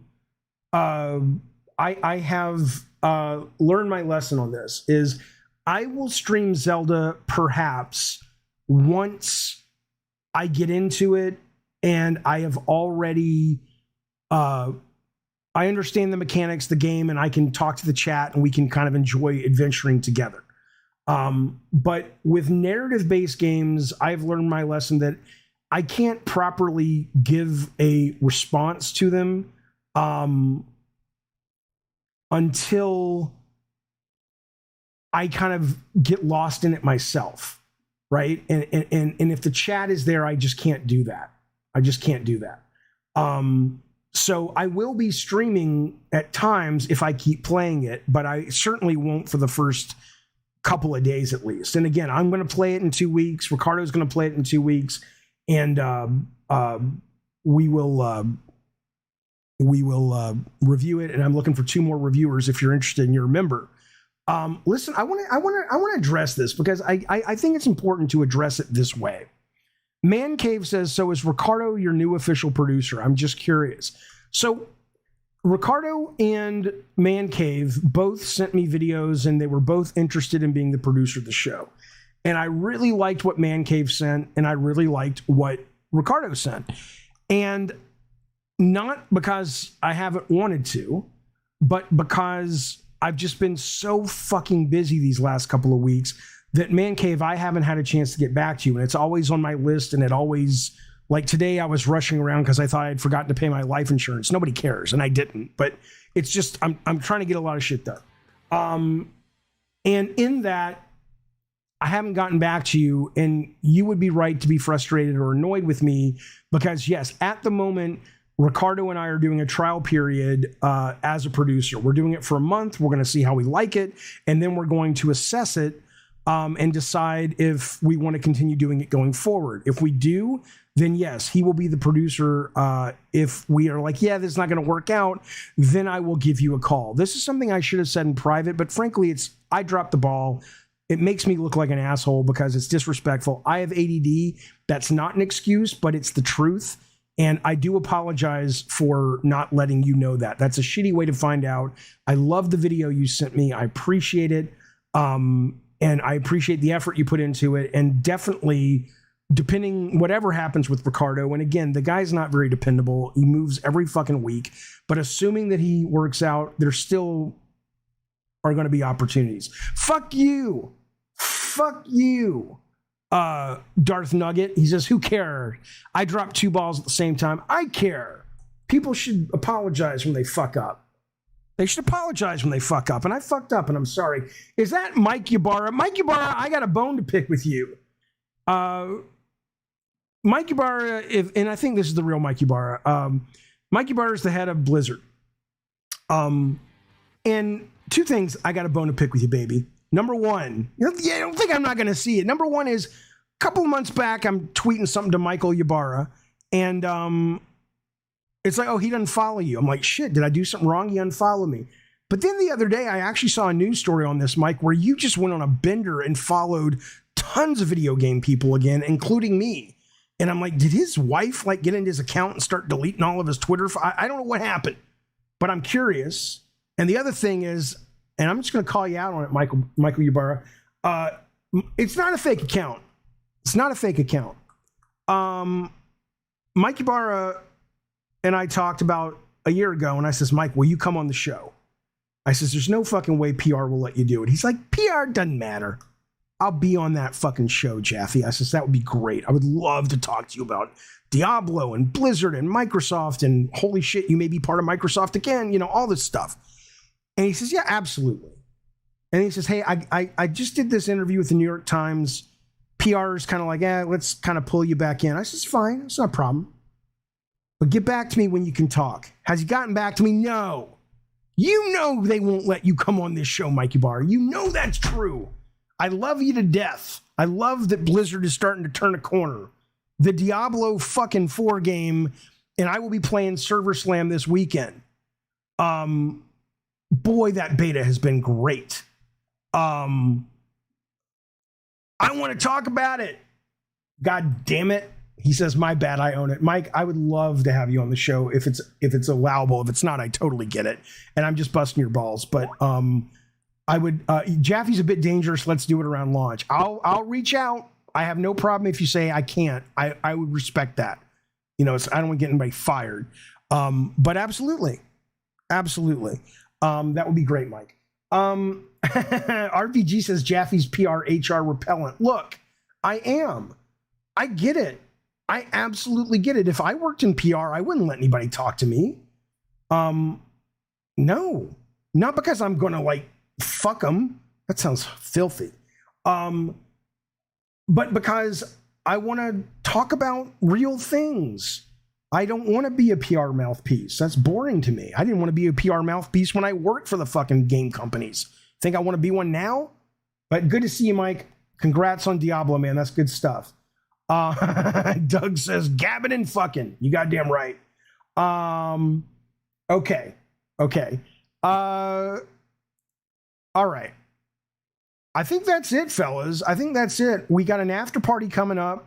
And the after party, we're going to talk about, let me tell you what's coming up on that. So the after party is for members only, any tier. It'll be broadcast on YouTube in about maybe 20, 30 minutes. We're going to talk about GQ announcing they got a bunch of game experts together, directors, writers, producers, movie directors. And they said, look, we want to come up with the definitive 100 best games of all time. We're going to talk about that list. We're going to look at Jack Black's video, which is a love letter to video games. And there's a handful of great new trailers. And I'm also going to try to sell you guys again on Fall Guys Creative Mode. Don't forget, you can win a fucking $70 gift card to the game system of your choice. Come on now, if you make the best level in Fall Guys. And you can also make a lot of people fucking happy by making some good fucking levels. It's free. It's not going to cost you a goddamn ducat. So get that shit. Man Cave Super Chats. Thank you, buddy. He says, I'm not annoyed. I'm just asking. It would be childish. Yeah, I know. But what's childish was me not getting back to you. Not getting back to you. That was just, you know what? And I'll go even further. Fuck it. We're at the end of the show, so we'll do free chat for a little bit. You talk about whatever you want to talk about. I'll be honest with you. I was struggling with how to tell you. That's the truth. That's the truth, because I felt bad because you would put together a really good package. Filthy. You would put together a really good package, and you clearly were interested, and I really liked a lot of what you had to say. And I didn't want to deal with the, uncomfortability of having to tell you I'm going to go a different direction. Isn't that lame? But it's true. That's why it kept falling down my list. I could have done it in 5 minutes. I just didn't want to, because it would have been uncomfortable for me. God, we're a terrible species. We're a terrible species. Family Guy Dog has dropped his ducats and says, "Hey, Jaffe." Yeah, what's up, buddy? He says, Can I be part of your can I be part of your diet? So goddamn right you can, sir. Thank you so much for your support and your generosity. And shut up, Bukaki, piece of shit. I can't help but be racist. It's true. It's true. Thank you for the generosity, Family Guy Dog. Really, really appreciate it. And thank you, Man Cave. I appreciate it. Bukaki says, sorry, you just weren't worth Jaffe's time. That's not what it was. It's not what it was. Come on now. All right, what do you want to talk about? I got 5 minutes before I take a break and do the after show. Anybody got anything they want to say? Or are we done? Are we done? Zelda tonight, baby. I mean, think about that. Think about that. I am struggling because I want to play Zelda all weekend, but I loved that Diablo beta. And I've only played Barbarian on both of the last two betas that they've had out. And so I want to play Necromancer. I want to play some of the other characters. And it's like, well, Jaffe, it's coming out in June, you fucking idiot. Just wait. I got to level 20 with the Barbarian, and I got my little wolf and everything. But, it's so good. Fuck you guys. It's so good. You're like, Blizzard is like, well, I got to ask you about this too. But Blizzard, I was going to say, is like the Panda Express of video games, because there's a great book out where it's written by the guy who was a scientist that worked with Panda Express. And he was talking about how they put certain things in the food to make it addictive. And that, and so Blizzard, when it comes to Diablo, I think you guys are the Panda Express of fucking video games. Put that on the back of the box, Ybarra. But I will tell you, I gotta know about Hearthstone, because Hearthstone was in my top 3 of all time. I loved it like I loved it like I loved it. And I'm going to be honest with you, since Marvel Snap came out, I have not gone back to it, and I have not missed it. And I'm dying to know how that team, maybe they don't need to pivot. Maybe they're like, yeah, Jaffe, that's fine. We don't really give a fuck. We're doing better than we ever have. But I'm fascinated how that team is responding to Marvel Snap. And again, I don't know if Marvel Snap's a massive hit or not. I just know I can't fucking stop playing it, and I hear people talking about it all the time. And I don't hear a lot of people talking about Hearthstone as much anymore. But boy, Hearthstone owned my soul for like 5 fucking years. I couldn't wait for lunch sometimes, because that's when I played it. I was making video games, and I was like, I don't care. I want lunch so I can sit in front of my fucking computer for 40 minutes and fucking play Hearthstone. I adored that game. All right. Final Fantasy's going to impress as Awesome Tatum. I hope so. Yeah, Ricardo says, Jaffe, you have to play Zelda. Don't you dare play a third Diablo. Hey, Ricardo, can you call in for a second? I want to talk about reviewers. I know it's like 5 a.m. there, but since you've been a professional reviewer, Interesting. Mike Ybarra says Hearthstone will come back in force soon enough. Excellent. That's going to be cool. Competition is good. Competition is fucking good. That's exciting. That's exciting. The members only streams are going to be on YouTube, but for members only. They don't get posted after the fact except for members. Elden Ring, which is better or which is stronger, Elden Ring or overrated Zelda? I think Elden Ring is better. And let me just, if I may, wax design poetic for a brief moment. So one of the things that I loved about when Miyamoto was really kind of ruling the roost there. I know he's still there, but come on. See you, Mike. Good to see you, buddy. I'll hope to talk to you soon. And congrats on the launch. Seriously. So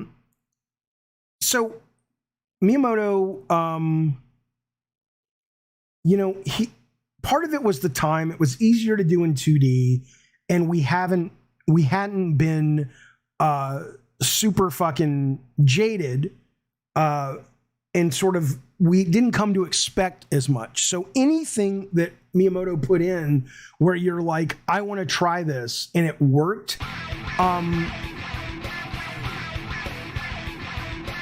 it felt like magic. It felt like, holy shit. It felt like, holy shit, this is insane. It's like he takes you on these great adventures. And Breath of the Wild and Wind Waker and Ocarina, since Zelda went 3D, I have not felt the open world of those games really reward and satisfy with the exploration that Miyamoto brought to it. And frankly, Elden Ring excels at that. Elden Ring is like anywhere you go in that world, and if you kind of peek around a corner, oftentimes you're going to find cool shit. And it doesn't have to be game changing. The biggest moment I remember was in, I don't know the names of these fucking crazy places, the kind of gold city in the middle of the map. And I went to, I started climbing up the trees, and I found myself inside this abandoned castle, and I'm just walking around, and I look across the environment, and there's just this dead king sitting in a throne. I think his eyes are sewn shut, and they are way across the environment. You can't interact with him, but what a wonderfully interesting payoff. And that kind of stuff happens all the time in Elden Ring. But in Breath of the Wild, it's like, look at this cool mountain. I'm going to climb to the fucking top of the mountain and see what's up there. Maybe every now and then you get a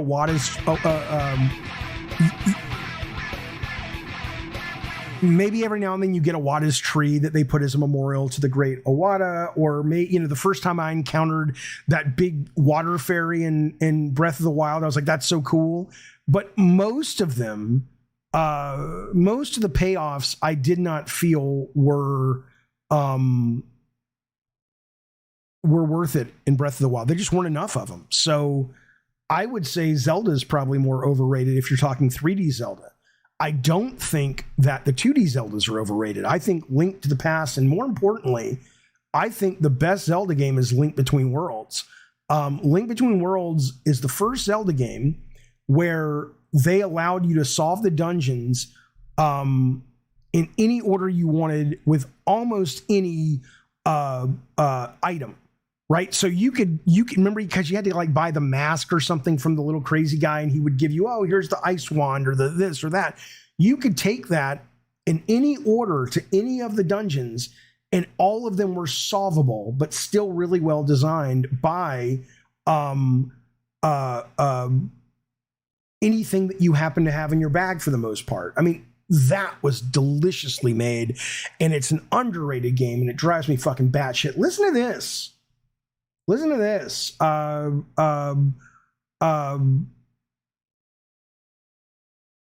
Man Cave, thank you for the super chat. He says, Jaffe versus Jaffe AI, echo chamber or deathmatch. I would love my AI. I'd be his best fucking friend.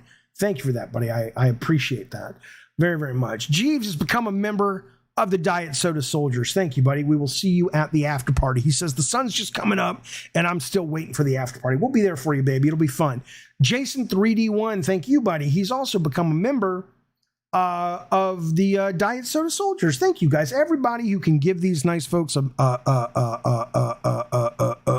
there. Everybody that can give these folks an emoticon, I sure would appreciate it as a way of saying welcome and a little bit of a pickle tickle. Bukaki says that's the main complaint about the two newest Zelda games. You can complete anything whenever. Right, but I didn't like it in those games.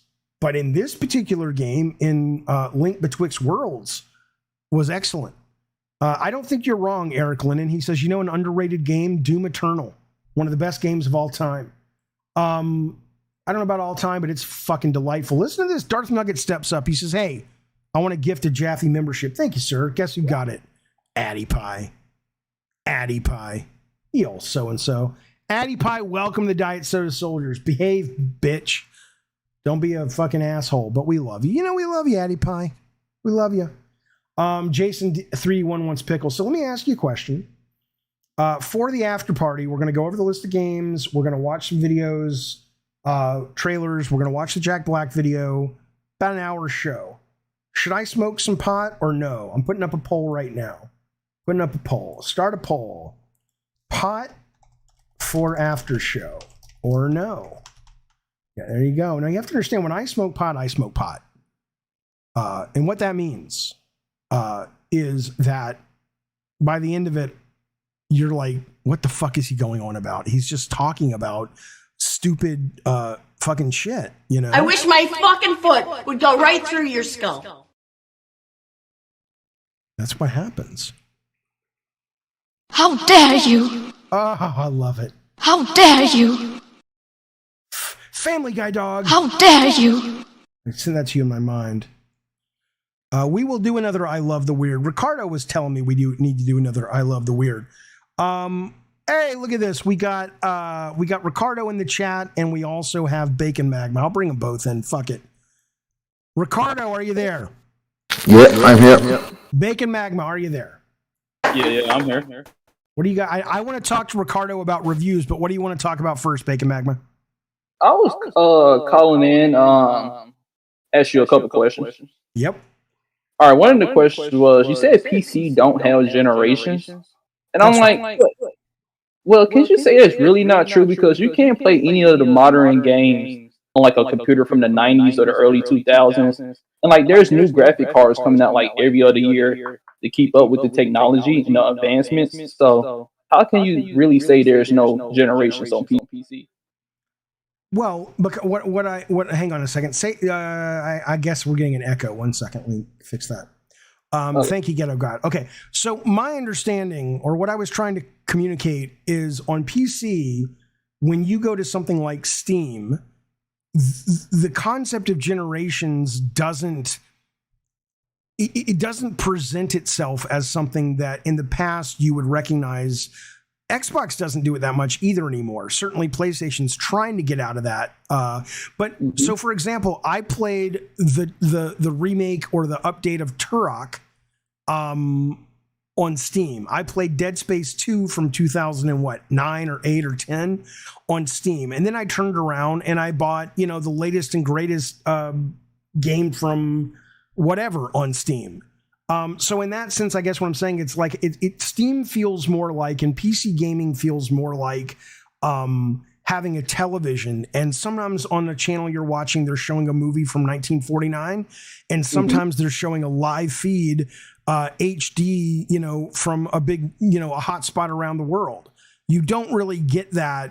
Certainly, I think PlayStation and Nintendo are kind of struggling with that. Nintendo has their virtual thing, and PlayStation has some aspects of PS Plus. But I think in console space, Xbox has come the closest at really delivering games that just feel like games that play on the service. It's not like it doesn't feel like you have to jump through some hoops. Like I'm playing Gears of War right now on my Xbox Series X. It just works. It plays great, runs great. And I think we're seeing more of that, but PC was the one that I think did it first and still does it best. Okay, I got one more question. Okay, here we go. When you say that these games keep coming out bad and crappy on a day one because gamers keep buying it, well, I was wondering, can I say the same thing for Game Pass? Game Pass for me has personally not delivered a AAA. Well, Xbox in general has not delivered a AAA game that I enjoy from them. I would say since Sunset Overdrive, and I was wondering, I think that's I think Xbox AAA is terribly run, and I think their IP creation is relatively weak, and I think that they have a wonderful piece of hardware, they have a wonderful operating system for it, and they have a wonderful roadmap, but they can't seem to get on the fucking road. I'm with you on that. Okay. That's pretty much it. Thanks for answering my questions. Anytime, buddy. Call back soon. All right. Ricardo Estevez, you were a video game journalist, reporter, reviewer for how long? Hey, everyone. 20 years. Lord have mercy, I'm about to bust. 20 years. Okay. Yeah, there's 20 years. Long time reviewing games. You are under the impression that the professional, and maybe professional should go in quotes, but the professional press, the gaming press, reviews Nintendo games with rose-colored glasses. I mean, fans say this, but you were a professional reviewer that got a paycheck, supported yourself, then built a family on the back of that industry, and it sounds like you agree with that. Yeah, I've met several reviewers that are Nintendo fanboys, because we all are. I'm a PlayStation fanboy. I have no problem saying that. But when we are working, we kind of need to put that aside. Just like every sports journalist has their preference, their favorite teams. They also need to put that aside. Nintendo fans seem to have a harder time doing that. Yeah, I mean, maybe it may, what about this? So I was watching, I'm not going to get political, but whatever you think of Trump, I think he's a fucking nightmare. But I've been watching the Trump, I'm watching the Trump town hall last night. And, these news organizations, whether you say MSNBC or whether you say Fox or whatever, they, a lot of them admit, certainly Fox does, that we're entertainment more than we're news. Do you think a lot of these reviewers that are, not being responsibly critical, whether it's a PlayStation game or an Xbox or a Nintendo game in this case, do you think that's because they're like, our business model is not actually giving good quality reviews? Our business model is making our fans love the shit and come here because we confirm what they already hear, and we're not really interested in. You don't think it's a conscious effort to drive traffic by confirmation bias? I believe they truly try to give the best and opinion they have. I just think Nintendo fans tend to like very specific kinds of games, and almost only Nintendo games can scratch that itch for them. But would you say it is irresponsible though? If you're writing a review of Zelda, I wouldn't call it irresponsible, but to not critique the controls, assuming that it turns out that that's a correct. Yeah, if there's a problem and people don't address it, of course it's irresponsible and a poor review. But Jesus says, I can't think of an overrated Nintendo game. I can. I mean, I thought Breath of the Wild was overrated. I think Mario Odyssey was overrated.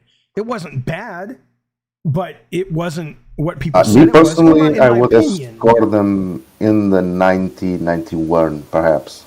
Right. Never 90. The 97 it has on Metacritic. It's absurd to me. It has too many problems for that. Venom Quest says, Jaffe, why do Nintendo games hold their price for years? I mean, because Nintendo never drops the price. If you're asking why don't they have to drop the price, it's kind of like Apple. Apple has one sale a year, and it's very rarely a meaningful sale. And they do it because that's part of their brand. They do it because it's like, hey, if you ever want our games, we've trained you into you won't wait for a sale. If you want them, you'll get them at full price. I mean, Can I ask you something about the reviews? Yes. Because I had this discussion with colleagues a lot of times. Do you think professional game reviews should be objective or subjective? Well, I don't think it's possible to be fully objective. I kind of disagree. Well, I mean, how can you disagree if you're talking about a review? If you're listing features, right, and you're saying this is what's in the game, it can be totally objective. But if you're saying what did I think of it, the very nature of calling it a review, doesn't it demand subjectivity? Kinda. I mean, I can appreciate if a game's good without liking it. Because if I can identify that that's my problem, not the game's problem, I can do it objectively. Okay, so it's a debate I've had a long time. So let me be clear then. You're saying you're objectively reporting on your subjective opinion. Like if you're able to extract the fact that you don't like something, but you know it's a personal thing, and that becomes part of your objective review, then I would agree with you. But if you don't like something and that affects the review and you don't explain why, it shouldn't affect the review, in my opinion. That's my opinion. But where do you draw the line between personal preference and something simply being good? Like, one could argue that a game like Elden Ring, or let's say Bloodborne, because it's more pure in that sense. Bloodborne is a really hard game to get your head around, not just because it's difficult at first, but because it's very opaque in terms of it helping you out, learning how to play, learning what all the systems are. Yeah. There are some people that adore that, and they think that's part of the fun, and they like the community that forms around that because of that. There are some people who go, I think this is horrible. This is why would I spend 60 hours on a video game? I would argue that person should not be the one doing the Bloodborne review. But how would they know who needs to do it unless somebody's played it and given an opinion on it? I mean, Bloodborne, the example you gave, people had already played those games. So. Yeah, I mean, I don't know. I let's put it this way. I'll tell you this. I don't mind subjective reviews if it's clear where they're coming from. If these guys that are giving Zelda if that's clear, and they say, look, man, I love this shit. I was born up with it, like Harry Knowles, which is a filthy name, who used to run a site called Ain't It Cool News. He was well known and hated and loved for doing reviews that were very personal. So he would go to a movie that most people think was terrible, like, Honey, I Blew Up the Baby, the sequel to Honey, I Shrunk the Kids. And he would just be like, yes, but it reminds me of the old Disney movies, like the Apple Dumpling Game and Gang and the Don Knotts. And in that, you would go, okay, that's what I get from a Harry Knowles review. I get that this is going to be more of his personal. Yeah, that's like but an he made it part of the communication. But if you write that way, but you don't explain that you're writing that way, I think you come off shitty. For example, I think I'm more speaking about mainstream reviews, like for something like IGN or GameSpot. Okay. There's a lot of stuff you need to consider in that, in my opinion. You cannot just go out and write your own review and end it there. I think you are writing the GameSpot opinion. It's not your opinion, it's the GameSpot opinion. Mm-hmm. You have to consider other scores. You have to consider what scores, for example, Breath of the Wild have, or similar games have. Does the game fulfill its goal? Does the gameplay work? How's the graphics? I mean, there's a lot of objective stuff you can look into. Do you think reviews, though, are kind of dead at this point? I mean, like no. They don't carry the weight they used to carry because there's so many of them. No. I think is how people consume them is changing. Okay. And people are looking more and more, perhaps due to the subjective nature, people are looking more and more into individual reviewers, like SkillUp and ACG, YouTubers, basically. Yourself. Mr. Case sent me a video today. He says, watch this. I think it was Skill Up or AGC. He says, why don't you watch this fucking review like young people do instead of reading about them? And I went to it and I looked at it. The goddamn thing was 40 minutes. I'm like, I'm not watching a fucking 40 yeah. But that's I can get laid in 40 minutes. I'm not 40 minutes. I'm gonna promote a YouTube channel with whatever. One of my favorite ones is 3-minute reviews. Oh, they only do 3-minute reviews. Awesome. Then they picked a good name. That's all I need. Yeah. That's all I need as well. Certainly when Game Pass comes around, if subscription services do eventually become the norm, which they will, then reviews are dead. Nobody's like, I mean, come on. If there's a show that's even somewhat interesting on Netflix, you're going to watch it. You know, if you're... Money is precious. Sure. Time is more precious for me. Yes, and I don't want to waste time on games that I don't like. So I'd rather be well informed instead of just trying everything that pops up on Game Pass. You should not do that. But if what's your favorite game of all time? World of Warcraft. Okay, so if you know the next great subscription service comes up and says we're gonna here's an update to World of Warcraft, you're gonna play it. You're not gonna read reviews first, right? You're gonna play it because it's on your subscription service. Yeah, that's what I'm saying. I'm a big fan of Game Pass, though. Let me just I know, but I'm saying the reviews matter if you're spending money. I agree, time matters, but right. But I didn't read a review of Hi-Fi Rush. I'm like, it's free. I'll fucking try it. Try it for 5 minutes. I fell in love with it. But we'll see. Hey, listen, I'm you're one of the... You're in your house doing nothing all day. Except... Listen, look. I have a real job. I think it's disrespectful. I think it's disrespectful to say fucking your wife is doing nothing all day. That woman's vagina, I swear to God, I need scaffolding to make it, functional. Isn't that terrible? Don't say that, Ricardo. Jesus Christ, man. That's awful. I can't help but be racist. It's true. Listen to me. I love your wife in the biblical way. Come on. Yeah, don't do that. Yeah. All right. Mega Davo says Xbox is trash. You're an idiot. You're an idiot, Davo. It is not trash, you fucking moron. It's 2:00.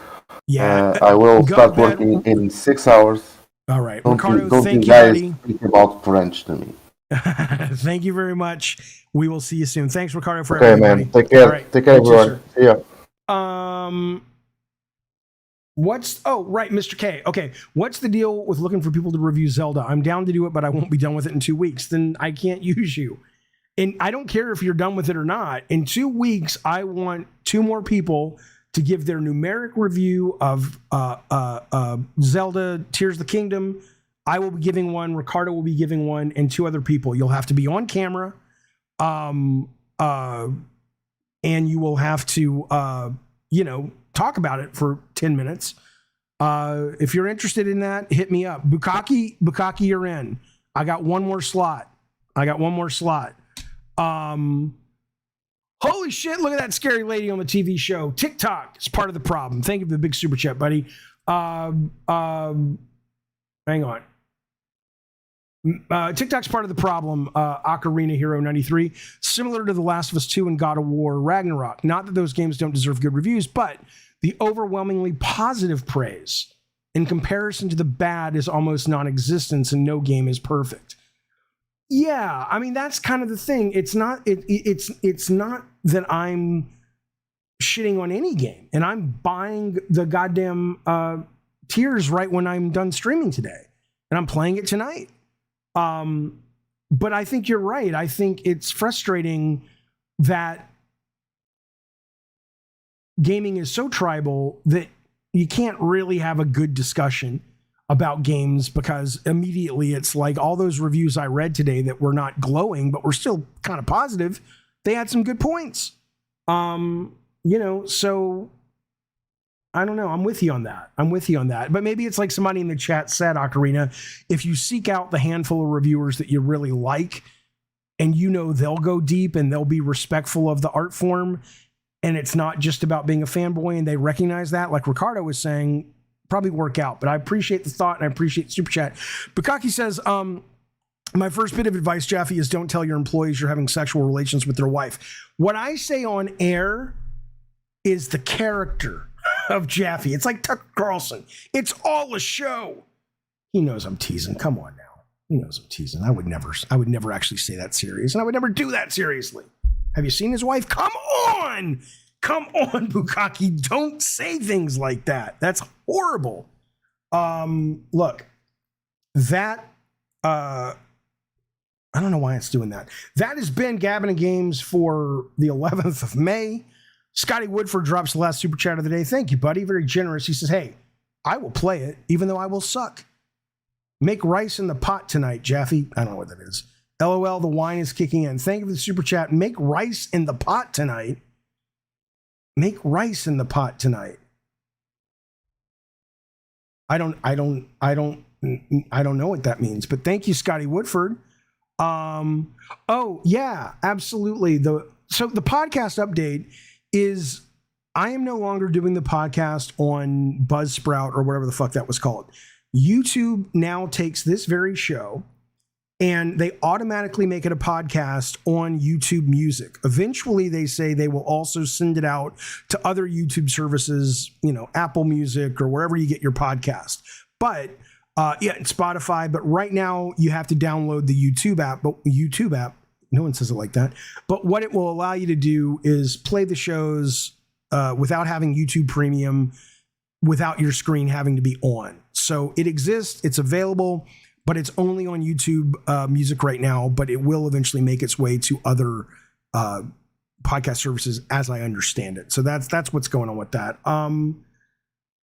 Okay, after party's coming up about 20-30 minutes. I got to get some food, then we're off to the races. We're talking the 100 best games of all time according to GQ. We're watching the Jack Black video, and we're watching some new video game trailers. Put yourself in the Diet Soda Theater. It'll be premiering and showing for members, but if you want to get on the mic and just free for all chat, because that's what we do, it's just more like a round table of just shooting the shit about what we're looking at. Go on into the Diet Soda Theater, and I'll be there in about 30 minutes. All right, fellas. You need YouTube Music to listen to the podcast, Alex, yes. But it doesn't cost you anything. As far as I know, you just download the podcast. All right, fellas, be well, be safe, enjoy life. $70, blah, blah, blah. I hope you don't, Mr. K, or I will fucking, I don't know. These things are not playing anymore. These soundboards are very iffy. All right, you guys. Thanks for hanging out with me. Thanks for spending some time with me. I'll see you soon.